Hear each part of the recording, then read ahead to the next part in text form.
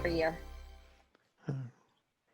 Well, hello, and welcome to another of my series of conversations. My name is John Cornicello, and I'm going live on Mondays and Thursdays at 10 a.m. Pacific and 1 p.m. Eastern.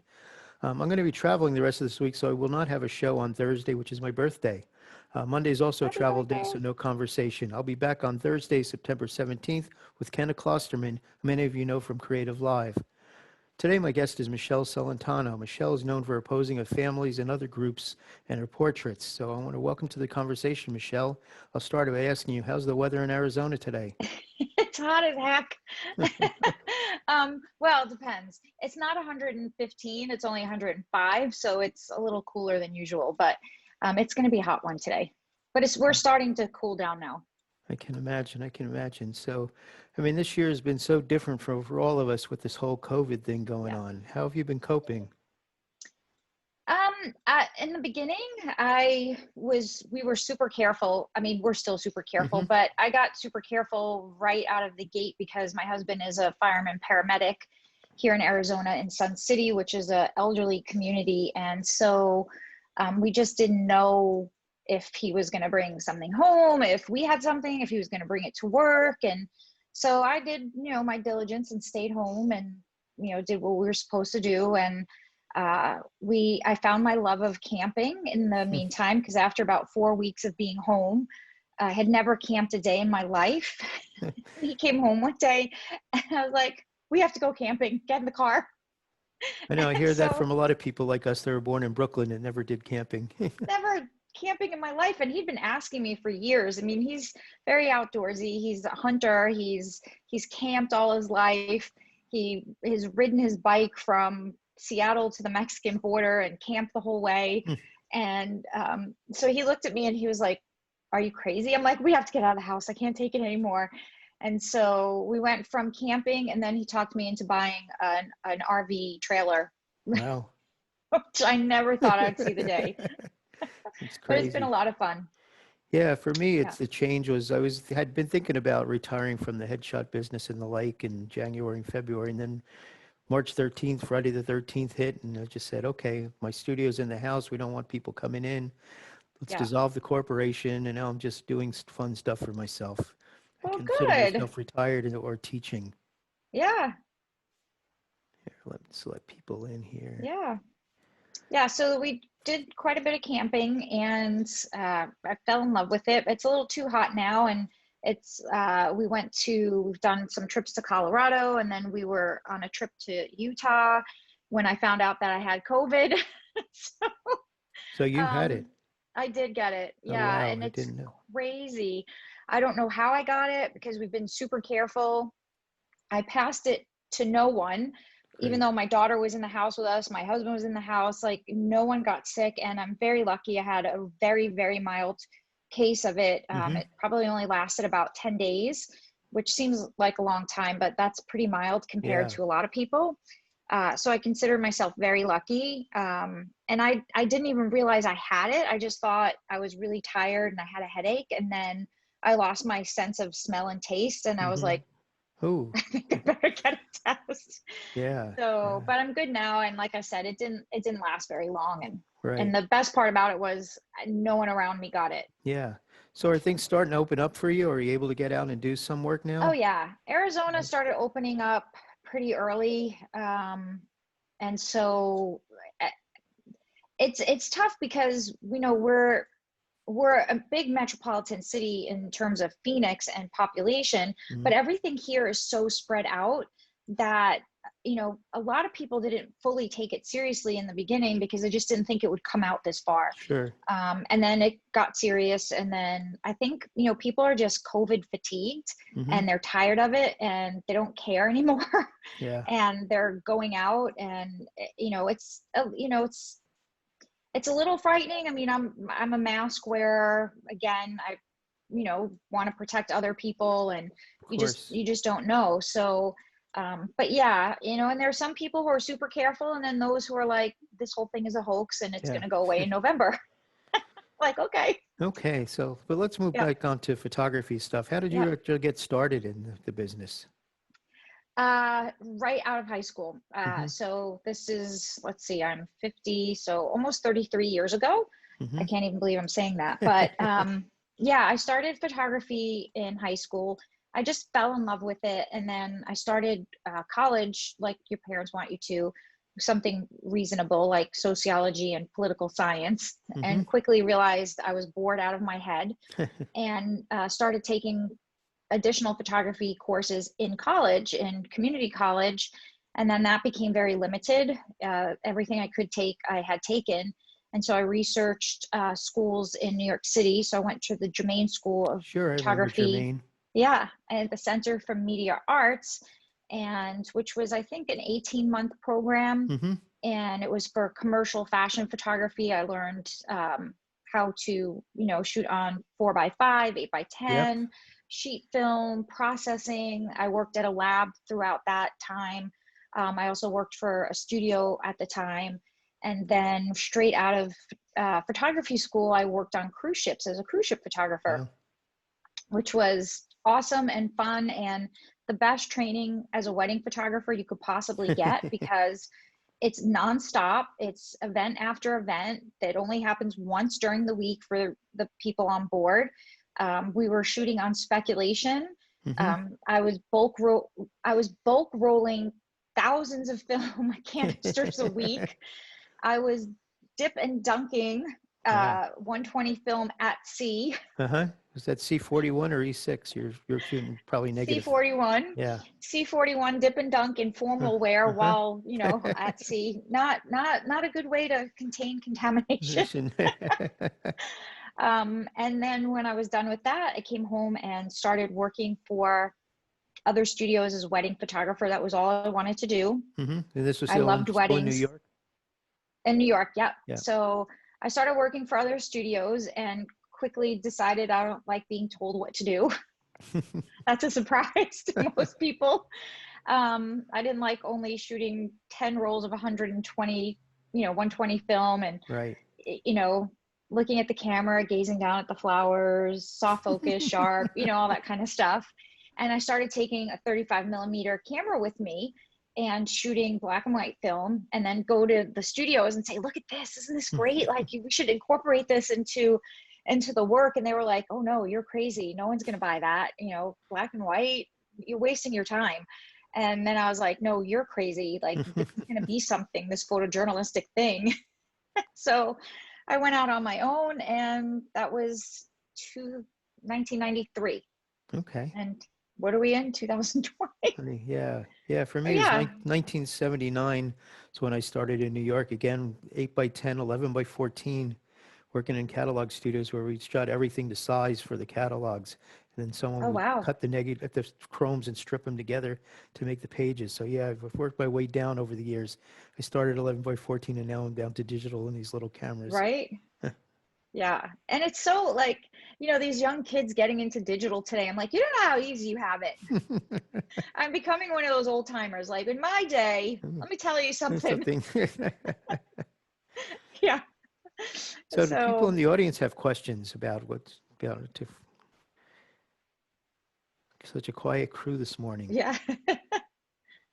It's a holiday though. I forgot that It is today a was Labor holiday. Day. Yeah. So, but Yeah, I I'm see. actually in the studio today filming for Westcott and Tether Tools for the Portrait Masters Conference, which is coming up. So I'm kind of Yeah, excited how's that going to this be afternoon. online this year? I mean, we met each other there. Well, we knew each other before that, but Yeah, last year we had a fun time in we did have a good Arizona. time.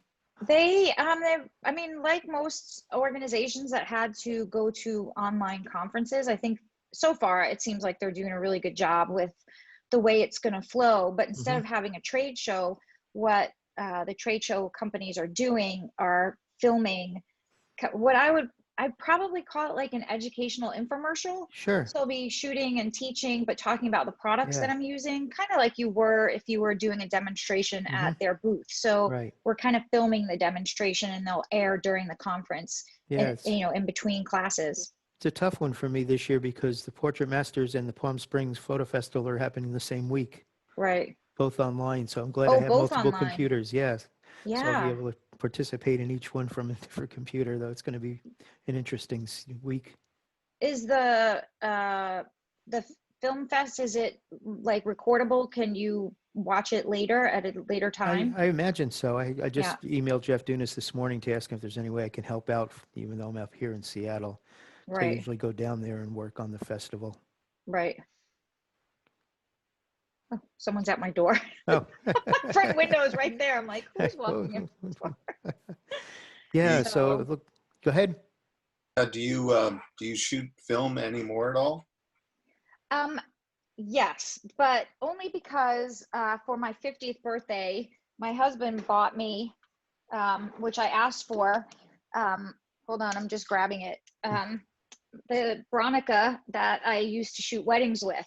Wow. So yeah, so it's in incredible condition, but I sold my stuff to go digital, Hmm. and so when I turned 50, I was like, it's like big piece of jewelry, party. Well, I couldn't have a party anyway because it was April, but I was like, I would love to get my hands on another Bronica. And so I've only loaded black and white film in here, and I just take it out occasionally. I haven't Hmm. processed it yet, but that's the only film I'm shooting. But for my paid work, I'm all digital now. Yeah, so But you're yeah, one of the that's people that first test the R5. yeah. So honestly, when the R came out, I was not impressed. Huh. It was like, what's with this camera? And I at that time I was like, I'm not going mirrorless. For me, it didn't compare to Hmm. my Mark IV. I felt like there was lag time, and the buttons weren't the same. Like, Right. my muscle memory. That slider button on the back. So dumb. Anyway. And so, I mean, I literally said to Canon, when you guys come out with the next version, I'll definitely look at that, because that's what they do, right? They come out Hmm. with like a mediocre version to, I don't know, test the market somehow, and then they come out with like why don't you just do that in the first place? Like, what the Development hell? time. Yeah, development time. But when that arrived, I'm absolutely blown away. There is absolutely no lag time. The files are incredible. They're actually too big for me. So I'm testing the R6 as well. And I think that's what I'm going to go with Yeah, I just bought an personally. R6 about a week or so ago. Yeah. And for me personally, for portrait photography and photographing women my age, 45 megapixel, not necessary. It's just not. Like, you Yeah. can see wrinkles we don't even have yet. And so, I mean, that's how good the files are. They Hmm. are beautiful. But for me and what I do in my particular business, it's overkill. And I don't see myself shooting 8K video. Right. But so from, 3,900 to 2,300, that's a really big difference. And I'd rather invest in glass than Hmm. a camera that's way more than I personally need. Yeah. So I'm going to actually go with the R6. Yeah. So speaking of portraits, let's take a look at some of your work. Oh my gosh. Okay, let me pull up my capture one. There is so much in here. Hold Yeah, because on. I figure a Oh, I few got to people share in my here screen don't first. don't know Hang you. on, kids. Hold on. Let me share my screen. So this is some of the work that I just did with the R5 for Canon. So they'll be presenting some of these images soon. And I mean, honestly, these files are just incredible. I don't know if you can see, like, just the wrinkles on her lips are just incredible. I mean, this again done on the this is done on the R5. Um, but yeah, so this is some of the work I've been doing with the camera, just having fun with this. This was a shoot we did outside. This is another image we just recently did with the R5 as well. And this is what I was doing during COVID. Go to the studio and just do pictures of flowers, keep myself entertained. Same I was here. A lot of playing, yeah, flowers. a lot of flowers, playing with macro lenses. And this was another session we did. This is actually shot with the new 85 millimeter 2.0 RF lens for the R5 and Hmm. 6. And it's a $600 lens, which is just ridiculous. But it's a macro 85 2.0. Hmm. It is so beautiful. So this was shot with that. This was also shot with that lens. And that for the price point, it's incredible. This was also shot with that lens. Yeah. And you can, Do you know if they're going to make a 1-to-1 converter for that, like they did for the 50 EF macro? a 'Cause I know this, one-to-one converter. because this only goes to 1-to-2, the 85. Right. I don't know. That's a really good question. Yeah, I was just Yeah, I curious don't about know. that. The other thing that's great about the R5 and the R6 is that you can convert to a mirrorless system without having to change all your lenses immediately. Mm-hmm. You know, you can get the adapter for it, and your lenses are exactly the same as they would be on, you know, your Right. EF camera. So that is an awesome benefit. So you can, you know, get your images as you can update your lenses as you Mm-hmm. go. You don't have to do it all Yeah. at one time. And then my newest venture, which is also taking a side seat this year, is school portraits. Um, After years and years and years of getting horrible school portraits from my daughter, I thought, why am I not doing this? So so this year we actually are breaking into the school portrait business, kind of, I think, as an exit strategy. Mm-hmm. My husband will be able to retire in 4.5 years, 4.5 years, 4 years, 5 months, he yelled. And who's Um, counting? yeah, who's counting? And so my daughter just graduated high school last 2 years, a year and a half ago. And we basically went into the school, and, you know, I knew the people, and I said, hey, you know, would like to start doing your school portraits. And it's going really well. We were hoping, obviously, to have more school portraits, more schools booked this year, but with the schools closing And you do down, some theater work. I do a lot of theater work, which is, a lot of people ask me about marketing and how I get my name out in the community. And this is probably one of the biggest ways I do that, is doing a lot of work for the musical theater in my community. And I'm a musical theater girl. John, we talked earlier about, I grew up Mm-hmm. in Brooklyn, and so I'm a Broadway kid. I always wanted to be on Broadway. I think that's why I like public speaking today. Mm-hmm. But, so the musical theater of Anthem, my community is just one street over from my studio. So I do all of the headshots for the theater. I do all of the promotional work for the theater. I photograph all of their promos that you know, they use to promote the shows that they're going to be Sure. doing. And then I photograph the shows live, and we put them online for families. And then I give back to the community theater. So this was from Lion King. And this is probably like my happy place, honestly, is Mm-hmm. shooting for the theater, because these kids are so incredibly talented. And I just love having them in the studio and, you know, just doing fun things with them. And then when it's theater day, I'm like, ooh, I'm going to a show tonight. Ooh. So I feel like I get, this is James and the Giant Peach. I feel Mm-hmm. like I get my theater fix with, you know, the local theater right here. This was from Les Mis. This again is James and the Giant Peach. Mm-hmm. This was, I forget what show this is. It's so bad. Okay. Yeah, It all blends together after a it while. does all blend together. So So you're working with Westcott these days too. I Are am, you using yeah. their FJ strobes, or are you a hot light, continuous light person? No, I love the strobes. I love the monolights. I love having, you know, nothing on the floor, no wires. Mm-hmm. I love being able to just pack them up and go, and be able to use them anywhere. They've been really, really good for me. And it's funny because I only started shooting strobes in the last 3 years. So I've been a Really? professional photographer. Yeah, where, like, proper strobes, you know, Yeah. studio lighting. I use strobes for, obviously, when I shot weddings, we'd light rooms and on camera flash and stuff like that. But, you know, actual studio lighting, all my studios have always been natural light. And so, you know, I was one of those, I'm a natural light photographer. And it was really because I'm like, I'm afraid of strobes. See, And I'm the it's, total opposite. It's like we're going to shoot in the studio. Someone says, I want to go outside. I said, no, don't make me do that. I'm afraid of the sun. I can't oh, put it, really? because in the studio, I want a light here. I put it there. It's done. Right. You know, Yeah. we're out of there.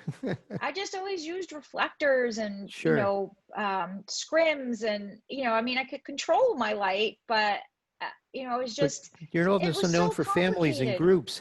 Yeah. How'd you get your f5, 6, or 8, or what did you shoot them at? What aperture to get them all in focus? Surprisingly enough, one of the biggest things I strive for is getting all of the faces on the same focal plane, Okay. so I don't have to shoot super sharp. Uh-huh. I love dreamy, creamy backgrounds. Let me see what I've got up here Yeah, as far as family goes. I just love shooting wide open. Well, not 100% wide sure. open. Let me be clear about that. But just in terms of, hold on, let me go back to you guys. This was a demo that I did for a PPA last year, but You're not sharing. I'm getting there. There you go. Okay. There I am. So I mean, these are models, so their expressions aren't, they just met each other this Mhm. 10 minutes before this session. So, but it's always sort of like my philosophy to get faces on the same focal plane so that I can drown the Yeah. background out and make it look, creamy and delicious and beautiful. Even in studio, just trying to get all the faces on the same focal plane is just really important to me because this little guy is like really tucked in, so her Hmm. nose is just about at his nose and dad's leaning over, so that this happens. So when I'm shooting, there's a lot of like, bring your nose closer to me, bring your nose closer to me, bring your nose closer to me, so that I can shoot at 4, 5, 6. Hmm. Sometimes I say I don't even know why they make like f8 or more on a camera, like it's just silly. It would just be easier if it was all like 5, 6 or less. Just kidding, um, but that's just part of the way I shoot, and I'm a close-up girl. So let me share this image with you too. Hmm. I love close-up portraits, and I don't shoot as many full lengths. I love this. Like this to me, when I see portraits, I want to see faces. I want to see close-ups of people. Right. So again, her chin is right over that shoulder. I mean, she's maybe slightly back here, but I'm always striving for that. Nose is on the same focal plane. Hmm. This image is just super fun because it's my daughter and all of her friends going to prom, and it's impossible to get on the same focal plane. But we just retouched out those little lines, and we had all the kids come to the studio. But something like this too, I mean, pretty much the faces are on the same plane. His chin is right over his head. He's tucked in, Hmm. and then those backgrounds can just go out of focus. So I feel like that's kind of a signature for me. Yeah, that's great. That's Yeah. great. So how has the move to strobe been? I love it. Like Yeah. I am so, and I turned into a little geeky nerd because I bought a couple of, I went to a wig store and bought wig heads, beautiful ones. They're like all made up. And it's funny because one of the wig heads has this extremely elongated neck for a Sure. long wig. Yep. And so when you put them together, it's like a perfect portrait because one head is higher than the other. And the So I other. can stack them together. And so there I am in the studio, moving lights and feathering a little bit more, and Hmm. moving it up, and from butterfly beauty dish lighting, and looking for the butterfly to the Rembrandt to, and it's all things that I knew over the years. I knew all Right. of these terms and techniques, and I studied with Monty, and Monty was king of lighting. Hmm. But when I studied with Monty, I was really focused on posing and weddings, and I was like, that lighting thing, I don't need that right now. So So it's Monty Zucker for those people who don't know yeah, him. yeah. And See, Melissa's so posting a question in the chat here. yeah, I am able to ask a family. Yes, you can ask portrait questions. She has an upcoming family session with a mom and teen, 2 high school girls, and middle school boy. I've watched your posing videos, so I know in theory how to pose them, but I get nervous in the moment because my brain goes blank. yeah, oh yeah, that happens. So here's what I recommend, and I talk about this all the time. It's not memorizing poses, it's identifying body sizes and shapes and deciding where they need to go within the portrait to make everyone look good. So I generally start with the smaller people in the front, so taller or larger people can stack over those shoulders. So, and don't feel like you have to memorize a particular pose, but just look at the group and think about, is it a pear-shaped woman? Should we sit her on the floor? Is she a round woman that is heavier on top or large breasted? And if we sit her, her body collapses and we make her actually look shorter and wider. Do we have a 5-year-old who can kind of like hide hips, that kind of thing? Are you sitting them on the floor? Are they standing? Do you have posing props? Do you have apple boxes they can sit on? If you're outdoors, are there rocks? So it's always just sort of seeing your environment and looking at the posing props you have available to you, and then identifying the size, Usually dad is the tallest, so he's usually the one that can lean over the group and be a little bit taller. So it really just depends on the body size and shape. hmm And the follow-up to that is these are great tips, but I struggle mostly with coming up with enough poses throughout the session. But how many poses do you really need for a session? What do you usually do? It depends on how big the group is. So I focus more on combinations than multiple poses of the same group, because the reality is they're probably going to buy one large wall portrait of their favorite pose or their favorite background. So for example, I'll do the whole family, and I will mix up the poses, maybe 2 or 3, but not a whole bunch, because I want to make sure I get mom with each of the kids alone, all the siblings together, each of the kids with dad. So because I want to sell either an album or an image box as opposed to just one large wall portrait.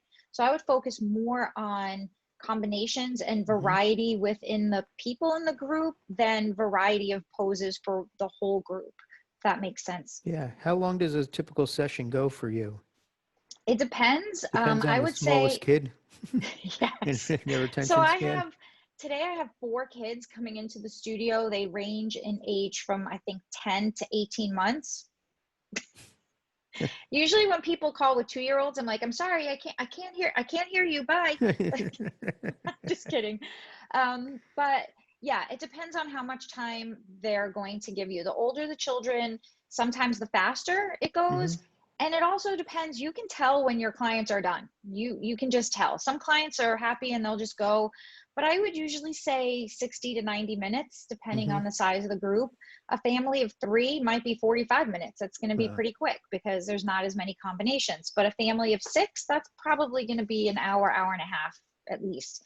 So there's no specific time. hmm It just, and you'll see, like a 2-year-old will absolutely tell you, I'm done.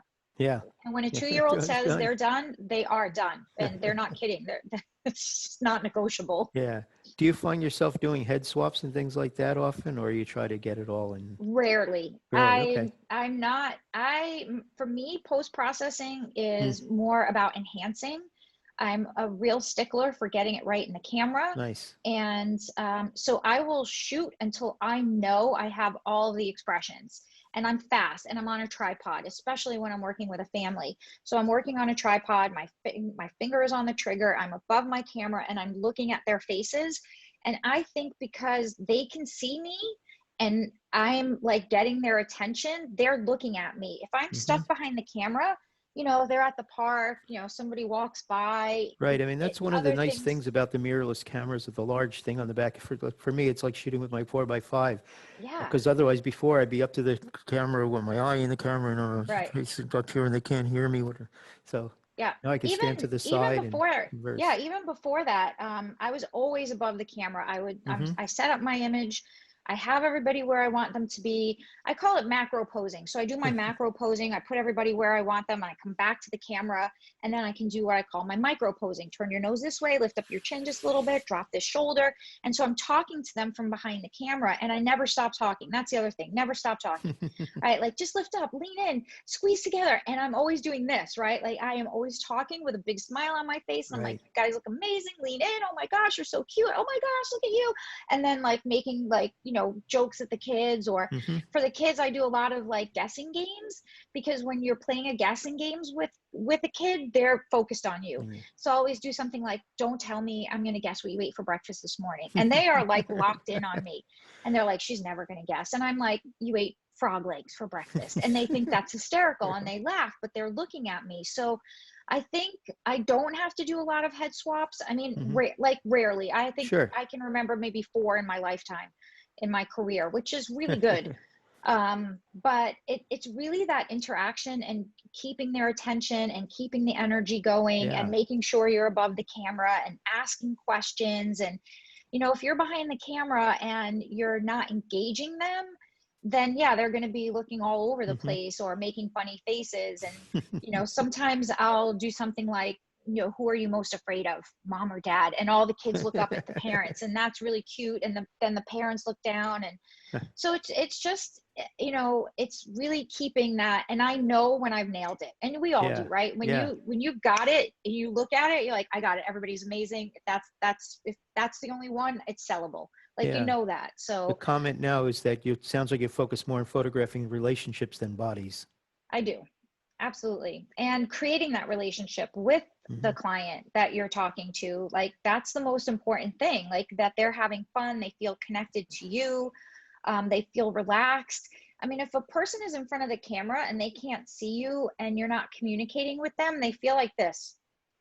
Am I okay? Am I, like, they get very self-conscious. But the more you talk to them and the more you engage and kind of play, and with my favorite things with little girls are, let me guess who your favorite princess is. And I'm telling you, I spent the $30 to buy Mulan the day it came out, because I am a Disney princess girl. And Mulan is my favorite princess. So I was like, I'm paying the $30. I'm getting Mulan. And I was home by myself because my husband was at work, and I was like, I don't care. I'm taking myself out on a date. So it's really funny, because then I'll say to girls, let me guess who your favorite princess is. And they're like, oh, you're never going to guess. And I go through them all. And then I'm like, now guess who my favorite princess is. And they never guess Mulan. She's not the most popular princess. I mean, she's a warrior. She saves China. She doesn't have a cute outfit on. She doesn't, she's not sparkly and like looking for Prince Charming. She's a badass princess. Cool. So do you memorize all the kids' names, or you have any tricks for memorizing them? Because I know when I get a family in front of me, I know them for a few minutes and then I start getting them all confused. And yeah, I do. I meet with mom ahead of time for consultations 99% of the time. And a lot of my clients are repeat clients. So I've watched these kids grow up over the years. The owner of the musical theater, I've been photographing her family 13 years in a row. I mean, her kids, they're like mine. Honest to God, I've watched them perform. I've watched them grow up. I get emotional now when I photograph her kids, because I'm like, they're still growing up. Like, when did that happen? But I do. I talk to mom. I memorize the kids' names. I figure out what they like. I ask what they're into, what movies they like, what video games, what kind of music do they like. I really want to have something to engage the kids with. Parents are easy.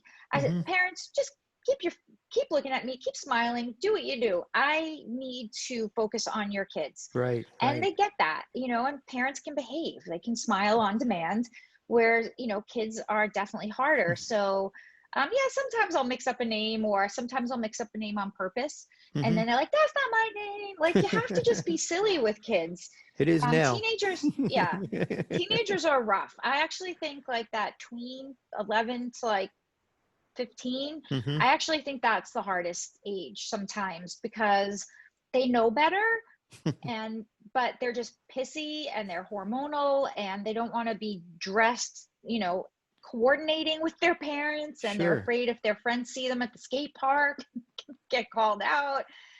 So sometimes I have a harder time drawing out the tween teenagers than I do the younger kids. And sometimes I have to connect with them, like, when parents stand over your shoulder and you're photographing the kids, and then the parents are like, you say, oh, turn your nose this way. And they're like, turn your nose. And I'm like this.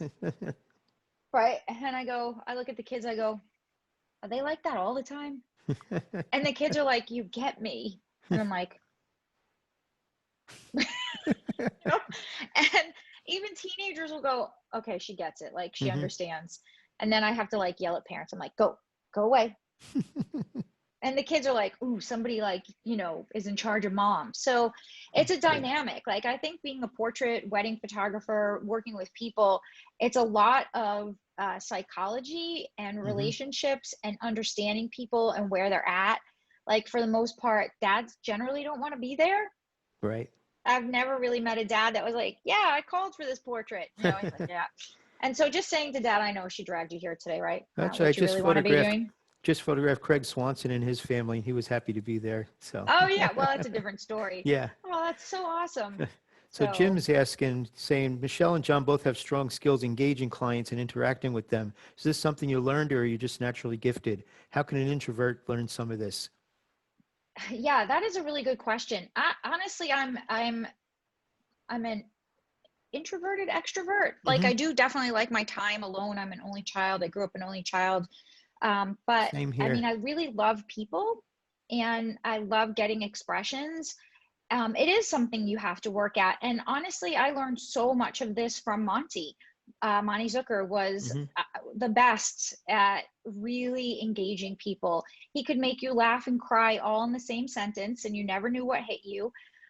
But he was all about, he had a cackle that reverberated in your brain for the rest of the day. And he was very hands on and he would like grab your shoulders. And he was a touchy feely guy. And I'm very much that way. I'm Italian. I talk with my hands. It is a skill that, you definitely have to learn if you want to photograph people and get really great expressions and give them an experience. And the truth is, you only have to be on for like an hour, right? Yeah. You only have to be entertaining and gregarious and outgoing for an hour, and then you can go back in your shell and go home. So think of it like an acting job, right? Like, where, okay, how animated can I be to get what I need from my subjects? And it might be, and again, with working with kids, identifying what kids are into today. I mean, sometimes with kids, like, I mean, all little girls are on TikTok doing crazy dances. Be like, what's your TikTok dance? Well, they'll break out a TikTok dance. So, it's really more about asking them what they're interested in, finding out what they're interested in, connecting with them on that level. And just this, like, I really think smiling the entire time you're working with someone and always telling them whatever they're doing is perfect. Hmm. Even if even if you can't get them to pose right, you can't get that shoulder to drop, you can't get their chin to drop, you just keep saying, that's perfect, drop it a little bit A more, little drop it more. a little bit more, I'm going to come Chin over, I'm down, going to chin adjust down. you just a little bit. Yeah. Nose this way. So yeah, just constantly affirming that they are doing a great job. If the pose looks terrible, I'm like, all right, let's break it. I Hmm. don't like the way I did that. I'll always blame everything on me. If the Sure. kid starts getting frustrated because, my directions and they're just not getting it, I'm like, my fault. I said the wrong thing.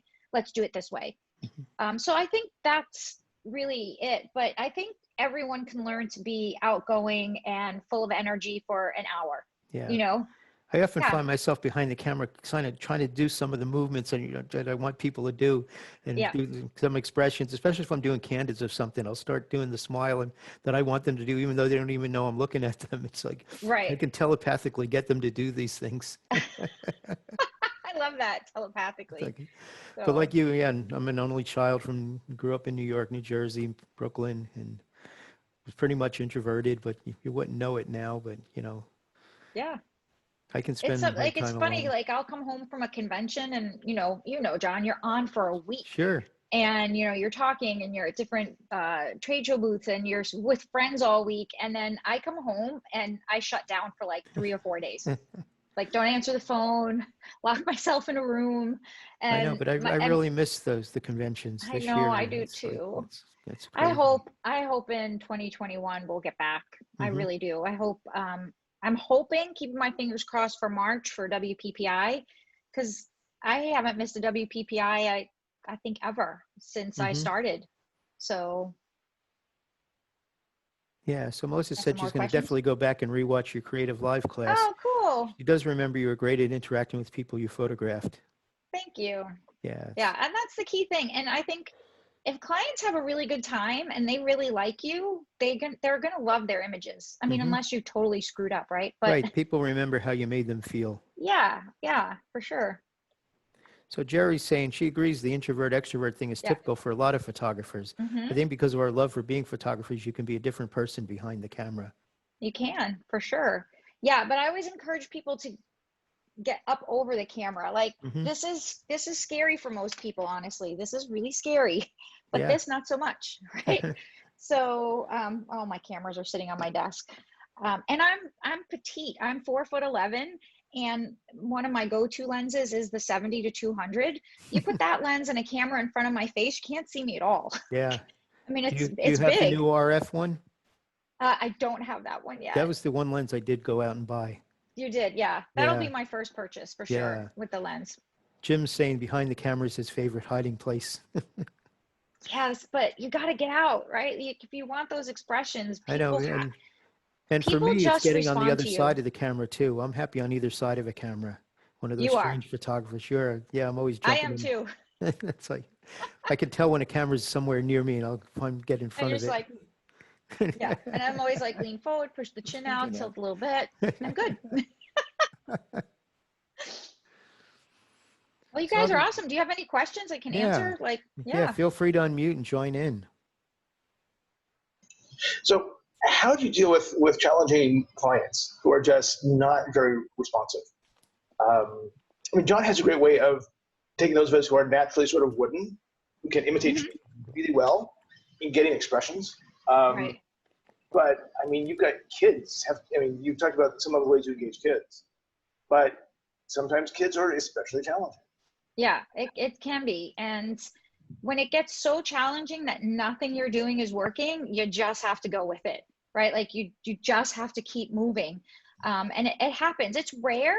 And I always feel like don't obsess over the rare moments, right? Like work towards what is normal, because the better you are at like just the sessions where people are easy to work with, that helps you deal with the tougher ones in the end, because you're just going to keep working. You're going to hit something. There's always a point where I have a teenager who's just miserable and won't smile, and I hit a point and then they laugh and then we're good. So I literally will work until I break you. In my head, like, I'm okay, you can give me a challenge, I will break you. I will find the thing where I can challenge you. So I just see it as a challenge. And I think part of that is doing consultations with moms beforehand and getting that information. Sometimes we have to ask, do your children have any special needs? Sometimes parents don't want to tell you if their child has special needs, or they're on the spectrum, and then you find out at the session, and it would have been really helpful to know that in advance. So when I meet with parents, is there anything special I need to know? Tell me more about John. He's 7. Okay, what is he into? What sports does he play? Does he follow any major league teams? If he, plays baseball, is he, what kind of fan is he? Any favorite players? So I think digging for information prior to the session makes it a lot easier for you to connect. If there's nothing to have a conversation about, it's much harder to connect with someone. So even if you're not doing face-to-face consultations, just a 15-minute phone call with a mom, and then ask what dad does for a living, ask dad about, tell me about your job. What do you do? And dad feels included.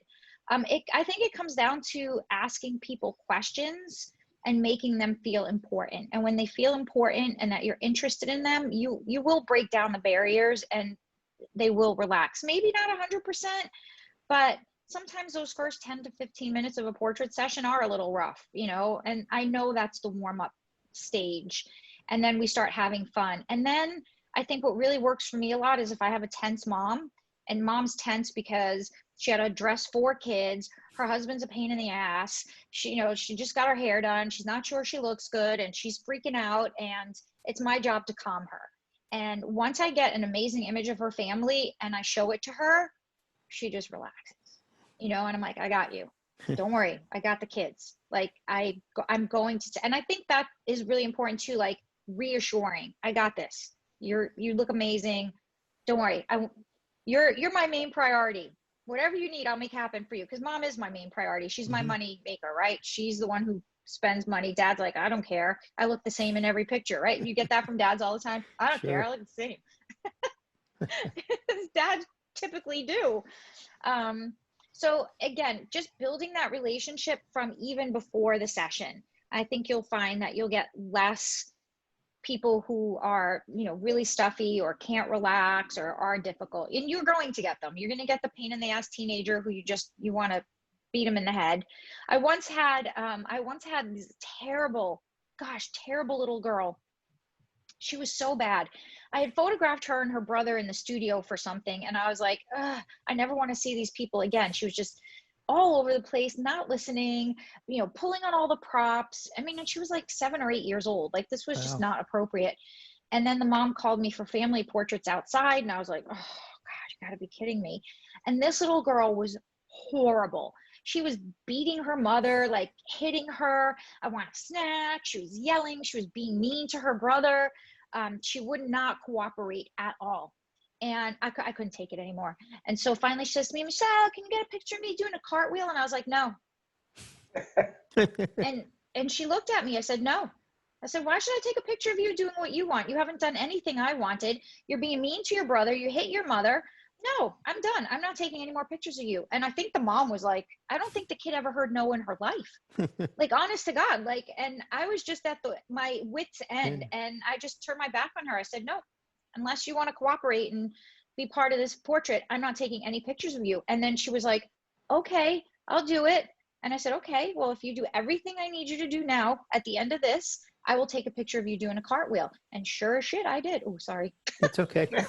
But, sometimes just being like, no, you are a horrible kid in my head.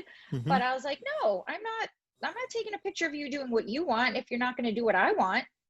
I said, it doesn't work that way. And the mom was like, she never came back. So maybe she was like, how dare you discipline my child, which is fine with me.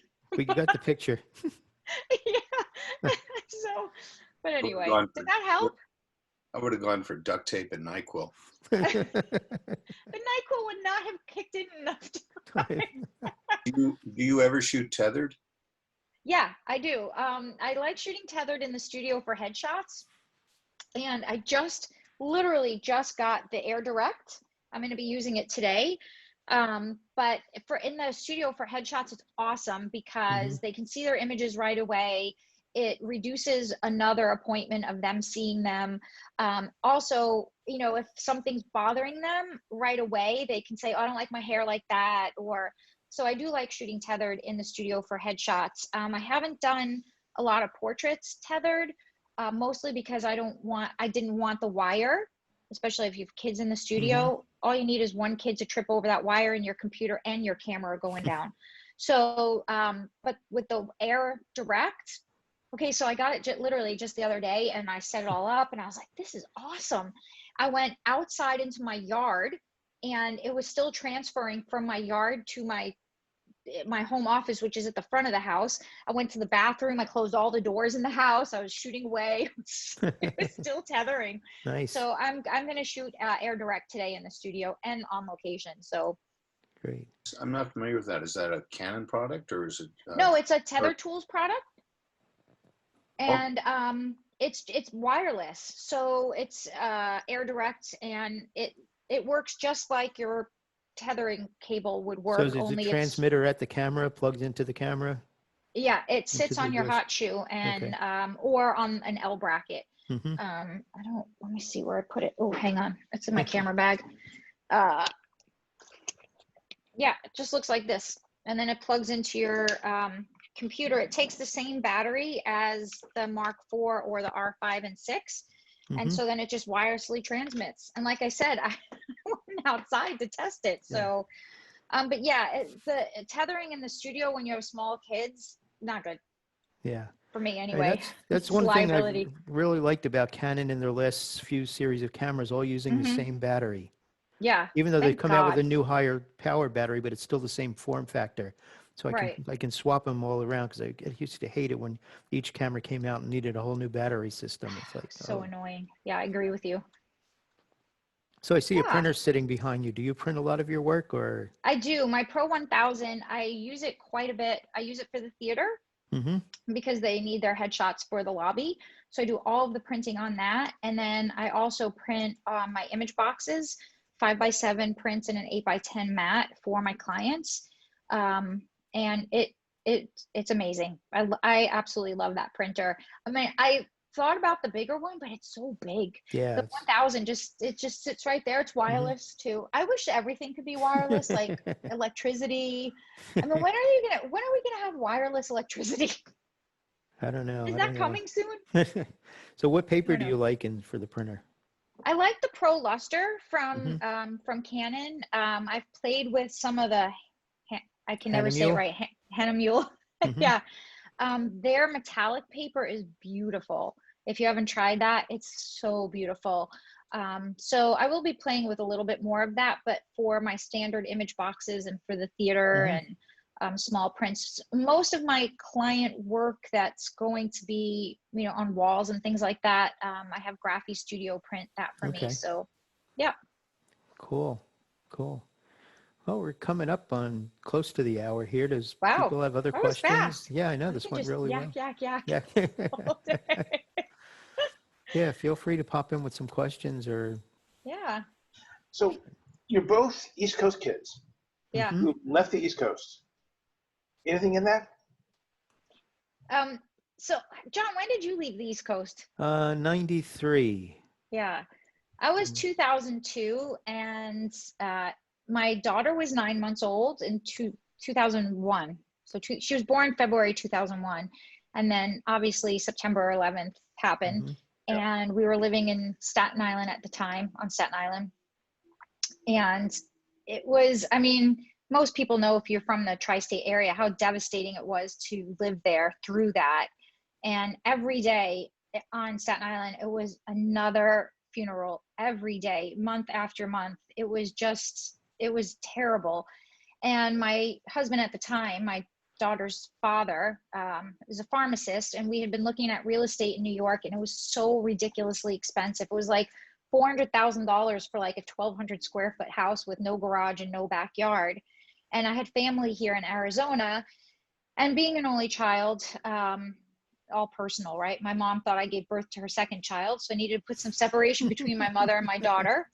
And 9/11 just was awful. And I thought, if we're going to move, let's go now. And Phoenix was growing at such a rapid pace that they were offering basically equivalent salary to the East Coast. But instead of a $400,000, 1,200 square foot house, we had a 3,000 square foot house for like $250,000 with no, completely detached, 2-car garage, a backyard with a view. And so when we came out to Arizona to look, I actually thought the houses out here were going to be made of like paper, because Mhm. I called a realtor. I was like, "How are you selling houses for this price?" I was a total New Yorker. I was like, "What are you making that out of, paper?" And they're like, "You need to come out here." I was like, "All right, I'm coming." A month later, I was on a plane, and I met with the person I talked to on the phone. I'm like, "Hi, I'm from New York. I asked you if you're making your houses out of paper." It's like, "Can I show you around?" And the next day we bought a house. Yeah. So funny. Well, for me, And it's been a good move. Yeah. yeah, I was doing Thunder Lizard Productions, PageMaker and Photoshop conferences, and doing the setup of equipment and the like. So I travel to hotels around the country with them. Then I went out to their Seattle office, and they said, "Well, why don't you come move out here and work with us direct?" So I flew home, packed my car, and drove back. Yeah. Oh, yeah. I mean, You were growing faster up, than I never me, thought I'd be more than 20 miles outside of Manhattan, a 20-minute right? train ride in, Yeah. and then all of a sudden, bye, and never looked back. Yeah. I mean, I feel very lucky because, through the industry and my speaking career, I've been able to travel. I'm back in New York at least once a year, either visiting family or for the Photo East conference. Is it Photo Photo Plus? It Plus, used to be yeah, Photo East, right? right. But so I get to go back quite a bit. I get to travel. I get to have like good New York food and see family and friends. But I also really love Arizona for the weather. I Yeah. actually really enjoy the hot weather. I'm not a cold weather person, so the heat is actually good for me. But we can drive to LA, we can drive to Rocky Point, Mexico, we can drive to Vegas, we can drive 2 hours north and be skiing in Flagstaff, and then drive back and be swimming in our friend's pool. Like, Hmm. so it offers a lot here. And so I have no regrets about moving to Arizona, especially because I get to go back and visit New York quite a bit. Yeah, I And I remember. met my forever husband here. Yeah, So last year was what, like 110 at the conference? yeah.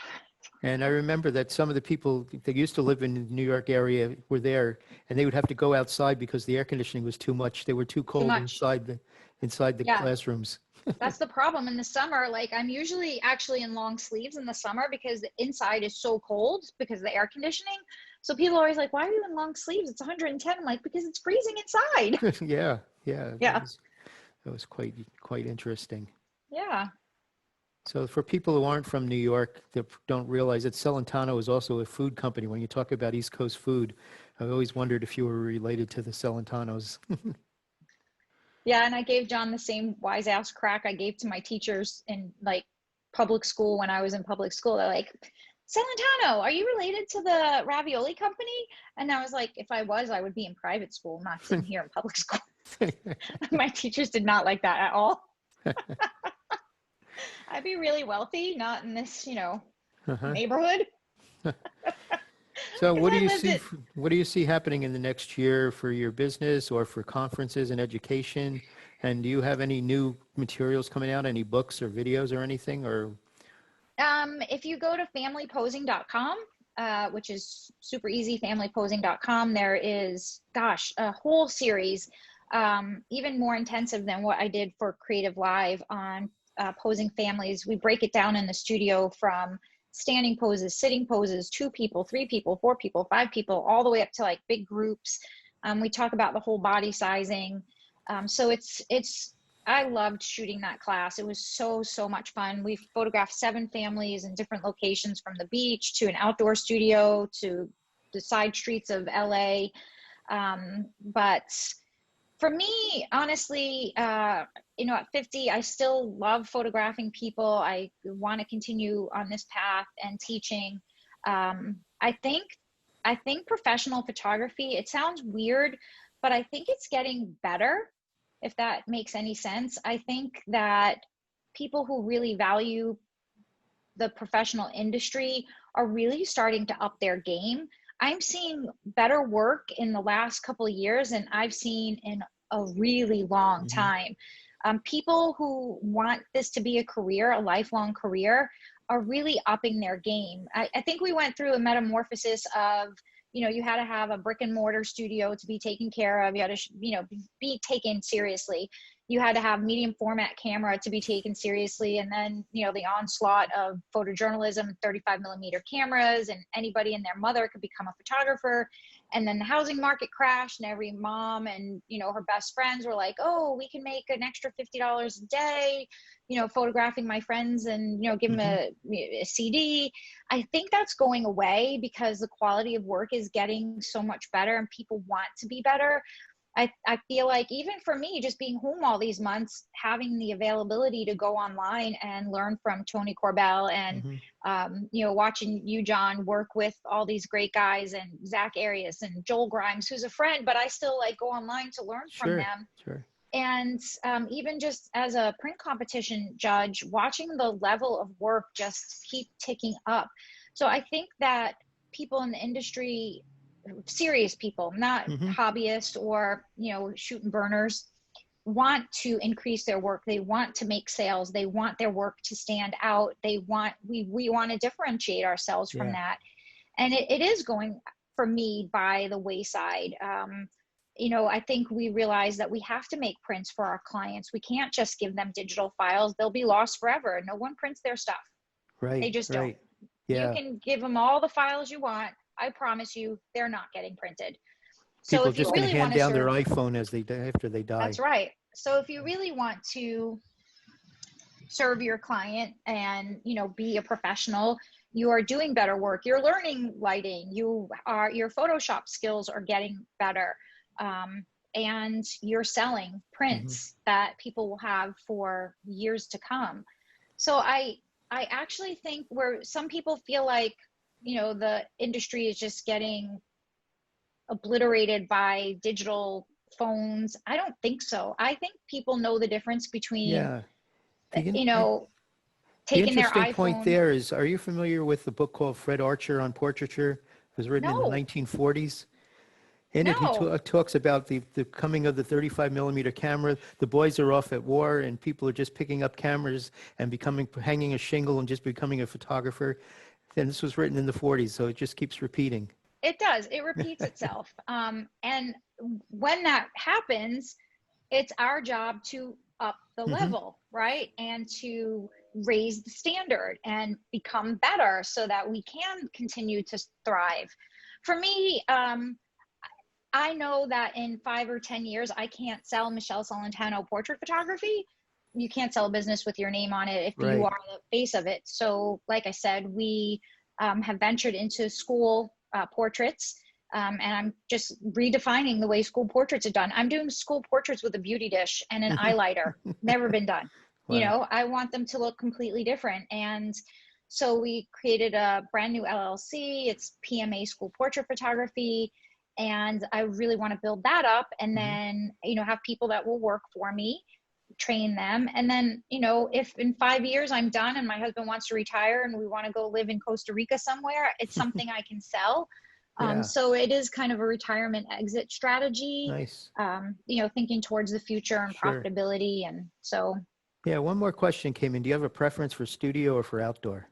oh, I love both now. I would have, at one point in my career, I would have absolutely said, oh, outdoors, studio, but I love both now. Yeah. I love being outdoors. I love finding odd locations. I love taking my clients to like the ugliest place they've ever seen. And I'm like, why are we here? This isn't pretty. Why aren't we over by the waterfall? I'm like, you don't want the waterfall.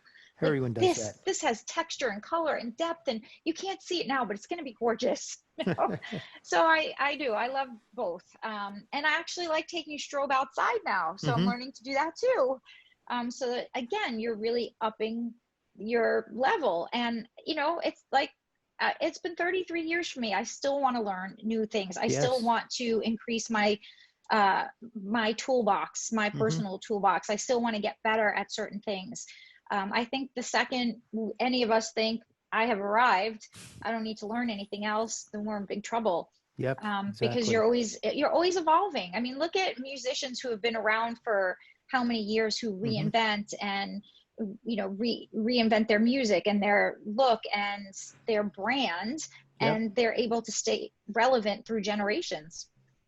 Well, I see your dog showed up, but isn't making all the noises you said you'd make. No, they're like sound asleep. This is so weird because they're usually like there's two of them on the floor back okay. there, but usually they're quiet all day until either I'm on the phone or I have a Zoom meeting, and then all of a sudden they're like moaning and barking, or they need to go out. So Jerry says, and that would be boring not to be learning. It would be terribly boring. Yeah. You know, and I created a group of women photographers here in Phoenix, North Valley. So, you know, it's interesting because there are a lot of female photographers in my neighborhood who like have never reached out to me. And I think it's because, you know, if you have a name in the industry, people can get like intimidated and think, oh my God, Michele Celentano is in my backyard, right? But we're all human. It's so crazy. And so I reached out and I was like, you know, that we're all these women in the North Valley. We should be able to get together and help each other. And they were like, really? And I'm like, yeah.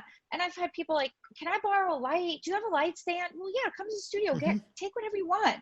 And so we've been like getting together. Well, we were getting together before COVID. Then we started Zooming, and now we're starting to kind of come back in small groups and practice lighting together and, you know, talk about pricing. And they'll call me and they'll say, Michele, hey, what do you think about this pricing? And, you know, we're all here to help each other. There is no secret. There is no master secret that you have that someone else can't figure out. But we all work by ourselves for the most part. I mean, you know, I work from home, but I see clients in my studio. I shoot in the studio and meet clients in the studio, but I do almost everything else from home. And so we're alone a lot. We're not big companies. And if we don't reach out to our community nearby, then we're only seeing people once or twice a year at convention. And so that's been a really good thing for me. And we've, like I said, we've gotten together and they're becoming really good friends, and they're passionate about growing their businesses in a profitable way. And I think that is the key, that a lot of women start out in photography as a hobby. I'm a rare person who started out as a career photographer. You know, some of these women were nurses, some of them were school teachers, and, you know, they picked up a camera and loved it. And they don't want to be shoot and burn weekend warriors. They want to grow profitable businesses, but they didn't always know where to turn.